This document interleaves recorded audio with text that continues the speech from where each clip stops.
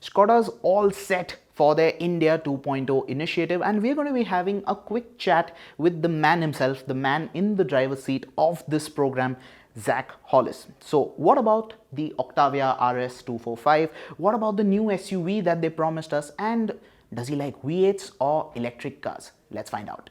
Hi Zac, welcome to ZigWheels, and we're going to jump straight into the main bit, the questions. So 2019 is ending. 2020 is just about to start. So if Zac Hollis had to set New Year resolutions for Skoda India, what would that be? So my plan is that from a target point of view, not to sell one car less than 2019. So 2019 we'll sell around 15,000 cars. My plan for 2020 is also to sell 15,000 cars. That's what I want from next year. That's really important. But the other really important thing is that this team, we have a great team here in Skoda India, that they continue to work on the quality of business in 2020. Because our big jump in volume comes in 2021. So in the meantime, I've got to work on expanding the dealer network, continue the service improvements that we're doing here, and launching lots of new innovative sort of campaign models throughout the year. Okay, so now let's just switch tracks to, I think, what is the most important product for Skoda, right? Going forward with India 2.0, that small SUV that is coming in. The first question that is sort of obvious, maybe not so much to a lot of people, will it be called the Karoq, or do we have a name? I can't really reveal a name yet. So that's a really simple question, straightforward answer for you. I can't reveal a name. Can you say it's not called the Karoq? I can't say that either. Okay. Okay, we'll make what we want of that. But anyway, okay, so we know Skoda's already announced that we will see it at the Auto Expo, yes, right? So are we seeing a design concept, or what we see at the Auto Expo will be nearly production ready according to you? We will see a design concept, but it'll be pretty close to the final car from that point. But it is a design concept. Understood. So it's a design prototype. It's a design prototype, but I say we're pretty close. But we've got lots of new products coming for the Auto Expo as well, so this is good. Understood. And I think the last conversation that Karthik and Tushar had with you earlier this year in May, I remember you saying that the trend globally is to shift towards petrol engines, right? Most markets are shifting to petrol, but the segment that this new SUV is going to operate in, diesel is still pretty much a big thing. Like the Seltos has a strong diesel. There's the Creta that had a strong diesel engine. So would you say diesel is critical in this segment? What's your take on that? I would say, this is a very good question when you talk about this. When we launch our Barrett Stage 6 engines, initially they'll be in petrol. Yeah. Yeah. Later on, we're working on how we can bring diesel engines into the marketplace. But personally, the investment that has to go in to make diesel engines Barrett Stage 6 ready, when you look at the return on that investment, you look at the pricing that we have to put into the marketplace, it's going to make the business case for customers for buying diesel even worse from that point of view, because you're going to have to do 30,000 kilometers in order to make it worth it. So Skoda has had some great diesels in the past, and we will have some great petrol engines going forward as well, and we're still looking. So diesel isn't dead from that point of view for us. So what we're understanding is, at least initially, that small SUV will be petrol only, BS6, and it's safe to assume it will be the one TSI. We will have many. We will have two different options. I can't reveal the exact changes we'll have for India 2.0, but there'll be at least two different engine options. Of course, the 7-speed DSG will be on offer with that product. We will have automatic and manual. Yes, I can't confirm which gearboxes, but we'll have automatic and manual. And from the SUV itself, we'll move on to what's underneath it, the MQB A0, right? So we know about the A0. Yeah. What I wanted to understand from you is the IN aspect, the India aspect, right? Because there's a lot of conjecture that IN means it is a watered down version of the A0. If there's any way, if you could explain what's the difference, or at least from a broader standpoint, the difference between an MQB A0 and an A0 IN. The difference is only localization. The quality standards are the same, the difference is localization. If you're going to be competitive in India, and you're going to get some real volume in India to support the network and a business case, you need volume and you need localization. So our target for localization is 95% for India, and that's what we do. So we have the been designed for the Indian market, and we'll have Indian suppliers and Indian component manufacturers. So that's what the IN means. There will be no compromise on quality of the car. And I'm given to understand that this platform should be able to support alternate fuel hybrids from day one. The platform, we will look at this. Initially, the platform won't have that. Initially, the platform will have the petrol engines going forward, ICE engines. But going forward, we will look at alternative things on this, such as CNG. CNG is one possibility we could put onto this platform. But as you know, it's not an electric car platform. And what is next for MQB A0 IN after the small So I SUV. think we will bring the small SUV in the middle of 2021, and then later in 2020 we'll bring in notchback as well. The notchback segment is still very big in India, and what we're also looking at is what other body styles can we bring in using this same platform technology, and we're completely open to that. Whether that's a sub 4 meter SUV, whether it's a hatchback, we're doing all the work now to establish what is the right different body styles to put onto this. You know, we're calling that India 3.0, for example. Okay, so from that, from the new product, let's move to the one that's really been, let's call it the cash cow for Skoda, the Rapid. You said just got 10% market share this year, yeah, right? So does it get another lifeline for India? Does it get another facelift perhaps in 2020? So we will bring in lots of campaign models and special editions of Rapid going forward, but the key thing is the drivetrain. The BS6 engine that we'll put into Rapid is absolutely fantastic, very economical, very powerful little engine for that car. So that's the key. The key thing will be the engine moving forward for the Rapid, So, the BS6 engine. I think it applies to the Rapid as well when you say that Skoda will be moving away from diesels for the short term at least. So the 1.5 TDI, it's safe to assume that it's going to be dead for 2020 at least. That will not be there from the launch of Barrett Stage 6. Understood. We have, I mean, on a positive side for people watching this, is now a great opportunity. If you are really a die-hard diesel fan, now is the chance to buy the last of the Skoda diesels for a while anyway. Right. So we're saying a Rapid with a turbo petrol and a DSG is possible next year. Yes. Yeah. All right. From the Rapid again on to the Octavia. So say it's almost at the end of its life cycle. Even in India, globally, we had a new generation debut just about a week back, right? But very honestly, we want a little more fun before this one bows out. The RS245, very hotly anticipated. If you can give us a word on that. The RS245 is on the boat.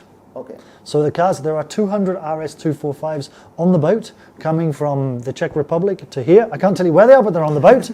So they will be here in the next month or so. And then straight after Delhi Motor Show, those cars will go on sale. We have 200 cars of European specification Octavia RS. And I'm confident they will go very quickly to die-hard Skoda fans here in India. So are these the absolute last batch of RS? These are the absolute last batch of RS. Final 200 cars are coming to India. 200 cars are coming to India. Awesome. And again, towards the 1.8 TSI engine, even that's being phased out gradually globally, right? And do we see that being phased out in India with BS6 coming in? Or would you say something like, say, a 1.5 TSI that slots in between the 1.4 and the 1.8? Personally, I think that's a healthy balance between the two. Would you say that is a good fit for a market like India? I mean, it's difficult to comment because we haven't finished yet the Barrett Stage petrol engines when you get to the bigger engines. So, because you could be 1.5, it could be 2 litre. Let's see what we decide. It depends which engine fits right for Barrett Stage 6 strategy. Right. Understood. So basically in the BS6 era, would you say that the Octavia will continue with the existing set of engines that it has right now? The Octavia A7 will essentially finish is Barrett Stage 4. There is no point in engineering that car for Barrett Stage 6 in A7. So that car will finish for Barrett Stage 4, and then the Barrett Stage 6 Octavia will be launched later in 2020. Right. So you're saying there'll be a lull between from April to whenever the next gen Octavia launches. Okay, super. And for the new Octavia, just a quick word from you. Can the enthusiasts expect an RS variant from day one? Not from day one. Not for India? No. I mean, I don't even think the RS is launched from day one in Europe either. No, it's not. But by the time it comes to India, possibly it'll be there. As an FBU, probably. Perhaps. Yeah, okay. Perhaps, yeah. Superb. Speaking of which, time to move to the Superb. So we've already spotted the new one, testing the facelift testing just outside Chakan when we were driving about. So you have to let the cat out of the bag. When do we see it and when do we get to drive it? The facelifted Superb you will see in Q2 next year. Q2 next year. Okay. And I would want you to set the tone on what to expect from the updated Superb, new drivetrain, more features. I think the facelifted Superb has, I mean, for the first time in the Superb, we have the Skoda lettering across the back, and it has a much new, sharper front end on it. And it's a really good facelift. I've seen the car myself in the Czech Republic. It's a good facelift, but it's not a new model.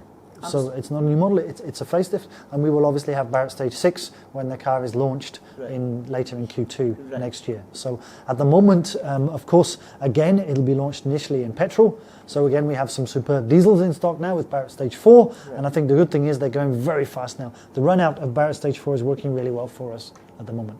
Okay. And well enough, you sort of build up to my next questions yourself, because I was going to come to the deep discounting that we saw most recently, I think on the Kodiaq, where some dealerships were offering quite a few lakhs off, right? And do we see the Kodiaq also gearing up for BS6? Is the Kodiaq and the Superb going through the same phase right now? Just get the BS4 stock out, then maybe, you know, switch over to BS6? We will have obviously we will have a BS6 Kodiaq also in 2020. I think when you look at what's happening now in the marketplace, of course there is good value offers in the marketplace. Now is the best time to buy a Barrett Stage 4 car, without a doubt, whether it be a Skoda car or a competitive car. Right. Okay. So when we're talking about the Kodiaq being updated to BS6 in 2020, so are you going to use this transition time to maybe bump up the power to 190 horsepower? Because I've seen quite a lot of customers asking for it, because they're saying maybe it's not inadequate, but just 150 horsepower, where, you know, smaller SUVs offer, possibly your small SUV might just offer that much. So would you want to create that distinction, move the Kodiaq slightly higher up the power scale with the BS6 version? Certainly, when we look at BS6 petrol, we have the opportunity to put a big engine in the car. Yes, so we're looking at that. I can't confirm, but we are looking at putting a bigger engine in the car. Right. And globally, the Kodiaq has a super interesting variant in the RS, right? Bi-turbo diesel. Do you think an SUV like that makes any business case, or even from an enthusiast perspective, does it make any sense for India? And if you were to bring it down, what would you say a customer would be willing to pay for something like Kodiaq? There will always be fans. India is a big country, a big market. There will always be fans of cars like that. So there will always be someone there'll never be enough volume for us to produce a parts and components car, but maybe we could look at bringing a few in FPU. So let me have a look at it and see whether it works as a business case. But, you know, an FPU with all the tax premiums on it and that big engine, you know, it's going to be really enthusiastic. So, and where does the Karoq fit into this whole scheme of things? So the Karoq will be launched in April next year, April 2020. The Karoq initially will be launched with a petrol car, and the Karoq will start as an FPU, and then it will continue as parts and components later, in 2021. So initially FPU, then going 2021. So all of the cars that I've talked about during this interview with you today are coming to the auto show. So you will see Karoq, facelift Superb, a prototype of the India 2.0 SUV. You will see the Rapid as well with new engines in it, and then finally we'll see the Octavia RS 245. So they'll all be at Delhi Motor Show. So it'll be a fantastic show with lots of great product from Skoda. Now what we're going to do is, I think we're going to turn off Zac Hollis, managing director at Skoda. Okay, I want to. You can relax. I want to talk to Zac Hollis, the car guy. Okay. These are this is like 6-7 rapid fire questions. You have to choose either one. Okay. Right. Okay. And all of these are would you rather questions. Okay. So would you rather buy aftermarket performance mods, build a fast car, or keep it stock and enjoy warranty? I would keep it stock and enjoy warranty. Okay. Octavia RS 245 around the Budh International Circuit, or take a Kodiaq Scout through to Ladakh? Kodiaq Scout to Ladakh. Have more sales or have happier customers? I would do both. Can I choose both? I'll let that pass. No problem. But having said that, if you have happy customers, you will get more sales. That I'm confident. Super.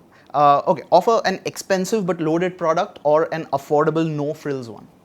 I think the positioning that we have, okay, then the answer is the loaded expensive product, because the positioning we have in India of value luxury leads itself to people wanting that loaded product from that point of view. Super. A rumbly fast V8 or a silent but equally potent electric car? 100% for a V8. Personal opinion. Super. We already love you. Okay. I love the noise. Love the noise. This is the final question. Driving in India from the front seat or in the back? I have to sit in the back, but that's because they won't let me drive.